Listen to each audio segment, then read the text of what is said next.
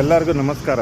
ನಾನು ಇವತ್ತು ಟಮ್ಕ ಮತ್ತು ಈ ಕಡೆ ಬೇತ್ಮಂಗ್ಲ ಹೋಗೋ ರೋಡಲ್ಲಿ ಫ್ಲೈಓವರ್ ಕೆಳಗೆ ಇದ್ದೀನಿ. ಇದು ಒಂದು ಇನ್ಫಾರ್ಮೇಷನ್ ಹೇಳಬೇಕು ಅಂತ ವಿಡಿಯೋ ಮಾಡ್ತಾಯಿದ್ದೆ. ಏನಾಗಿದೆ, ನಮ್ಮ ಫ್ರೆಂಡು ಪಾಪ ಒಂದು 3 ಗಂಟೆ 4 ಗಂಟೆ ಶನಿವಾರ 3 ಗಂಟೆನೋ 4 ಗಂಟೆನೋ ಇತ್ತಂತೆ ಸಾಯಂಕಾಲ. ಪಾಪ ಬರ್ತಾಯಿದ್ರೆ ಏನೋ ಸೈಡಲ್ಲಿ ನಿಲ್ಸ್ಕೊಂಡಿದ್ರೆ 4 ಜನ ಒಂದೇ ಗಾಡಿಯಲ್ಲಿ ಬಂದಿದ್ದಾರೆ. ಬಂದುಬಿಟ್ಟು ಅಣ್ಣ KGF ಹೆಂಗೆ ಹೋಗಬೇಕು ಅಂತ ಹೇಳಿದ್ದಾರೆ. ಪಾಪ ಅವ್ರು ಕೈ ಎತ್ಬಿಟ್ಟು, ನೋಡಪ್ಪ ಈ ಕಡೆ ಹೋದರೆ ಕೋಟಿ ಲಿಂಗೇಶ್ವರ ಹೋಗ್ಬೋದು, ಮುಂದೆ ಸರ್ಕಲಲ್ಲಿ ಬೇಕಾದ್ರೆ ಹೋಗಿ ಅಂತ ಹೇಳಿದರೆ ಟಕ್ಕಂತ ಮೇಲೆ ಜೇಬಿಂದ ಫೋನ್ ಕಿತ್ಕೊಂಡು ಓಡಾಗ್ಬಿಟ್ಟಿದ್ರು. ಎತ್ಕೊಂಡೋಗೋರಿಗೆ ಸ್ವಲ್ಪ ಅದು ಮಾನ ಮರ್ಯಾದೆ ಇರಬೇಕು.